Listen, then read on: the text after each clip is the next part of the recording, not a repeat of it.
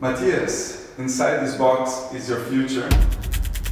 Whoa. Please open carefully and tell us how does your future look like. But before you open, close it. I need you to sign this liability contract. Liability, that's not responsibility.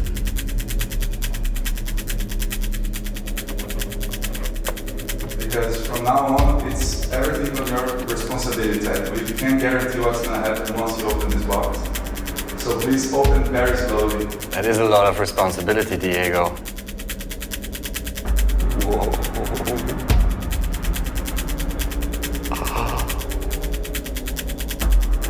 So before you tell us how your future looks like, please grab one of the cards and read it to us. Unboxing the future. Let's start by introducing yourself and Enpact to someone who has never heard of it. What's the simplest way you'd describe its mission and impact? So, hi everyone out there in the ether. My name is Matthias. I am one of the founders of Enpact. First of all, I'm a human. I'm a father, friend, business owner. And Enpact, it's an NGO, a non-profit organization founded 2013 right here in Berlin in the living room of my co-founder's flat back then up in Prenzlauer Berg. And what do we aim to do? I mean, we are moving ourselves in the realm of international development cooperation. We two have very different backgrounds where we come from, but there's one thing that united us right from the start, and that's that there is a lot of money being invested in international development cooperation, but if we are very honest to ourselves, there's still so much more to be done, so one can question the actual efficiency and effectiveness of international cooperation. What we do is we focus on entrepreneurs and entrepreneurship because we strongly believe that people who roll up the sleeves, who are taking risks, who are seeing opportunities where others see the challenges, that they are the ones who can drive innovation and positive changes in society for more economic prosperity. Add on to that, so we started off our operations in North Africa, namely Egypt and Tunisia.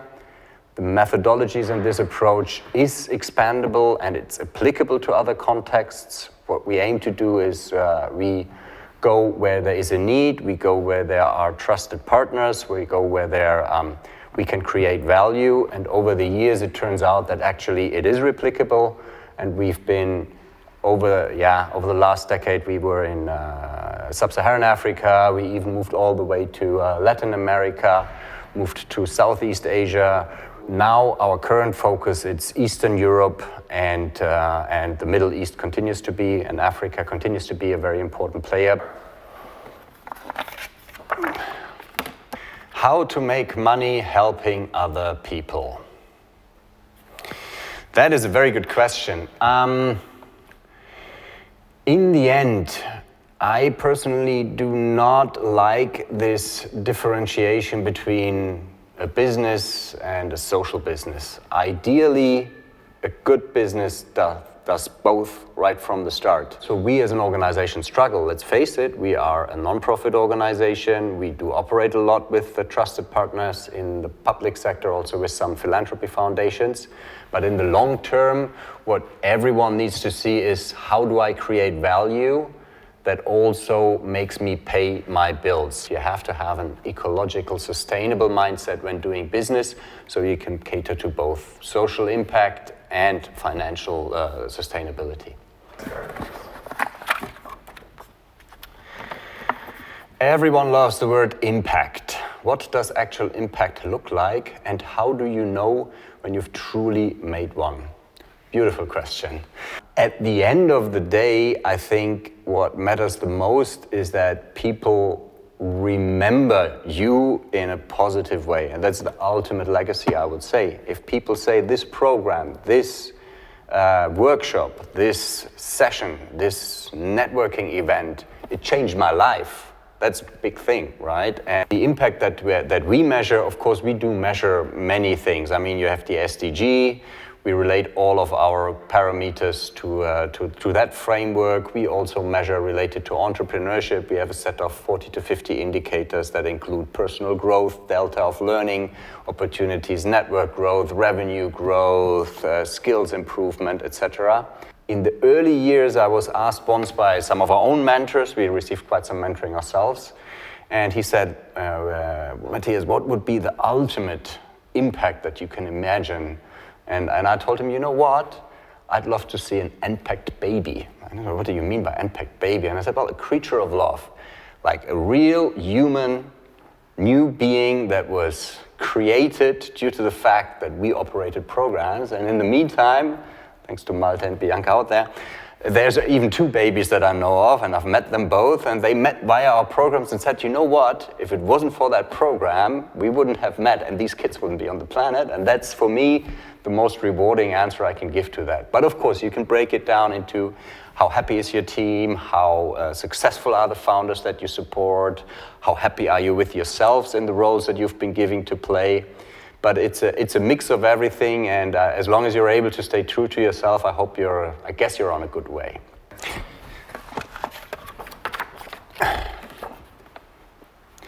You've worked in the world of international development and funding.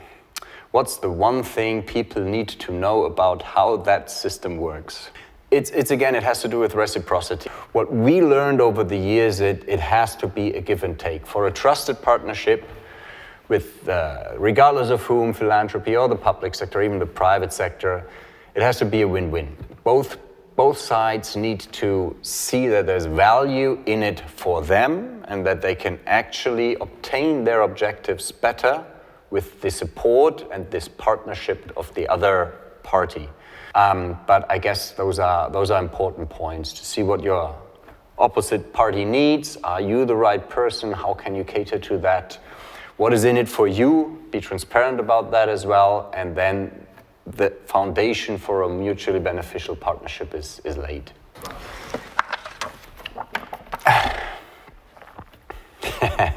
Be honest, are most development programs created to help or to make donors feel good and justify their budgets? So, there's a German proverb that goes, the stairway to hell is plastered with good intentions. And everyone involved also knows that, yeah, we can cut a lot of slack here as well. There is more to be done. We can be way more efficient. Politics are very myopic. Every 4 years there's a new term. What is labeled in one way was valid the night before, and the next day is no longer valid, and you have to adjust to yourself.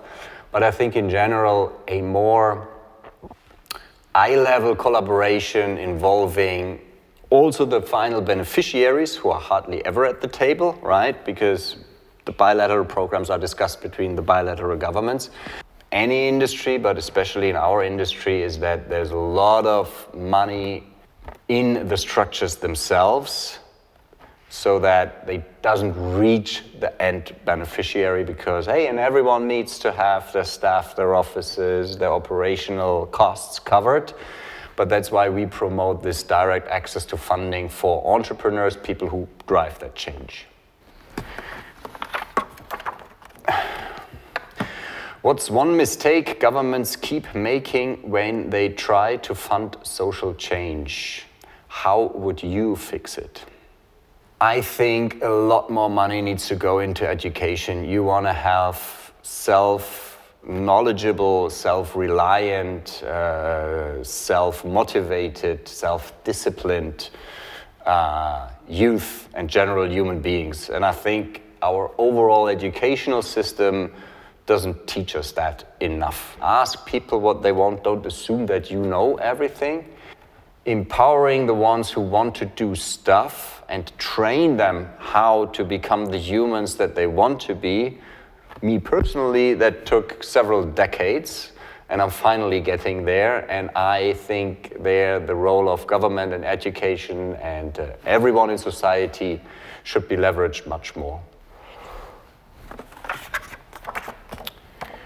Do you think the world needs Europe's help? Or would things run smoother if it just stays out of it? Wow, That's geopolitics. Honestly speaking, I think Europe lost a momentum. A couple of decades back, 20, 30 years ago, the world would have listened more to us and we were in a much more privileged situation. But unfortunately, I think there were several decisions made in the wrong direction. Right now, it is rather hard to convince others that this is the leading system of excellence, that this is the role model for others to do stuff, while we struggle so much ourselves. It's a difficult question. I think that the awareness exists that the richer countries need to do more, but I also currently see a bit of a switch that it's more and more used in, is maintaining existing dependencies. But this is how far I can. That's all I have to say here from my side. Yeah.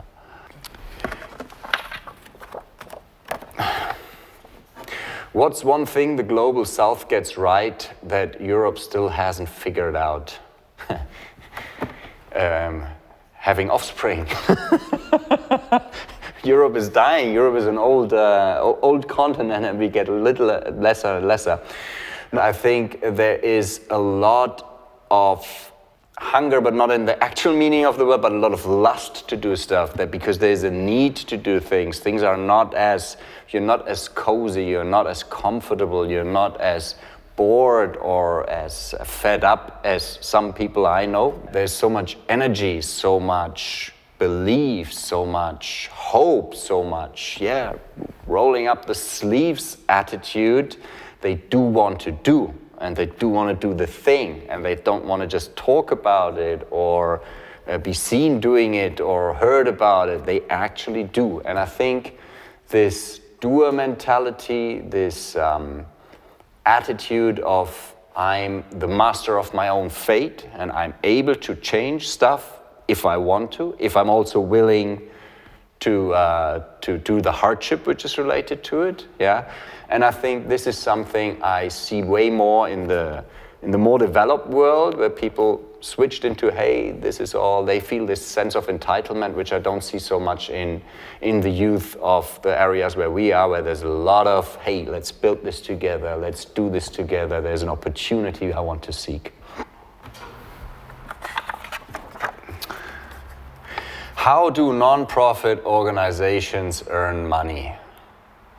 I think there are options which many leave unused, unleveraged, but it's also tricky again due to the sheer statute and at least legislation in Germany, because in order to maintain your non-profit statutes, only a very limited amount of your activities can be implemented towards an economic benefit.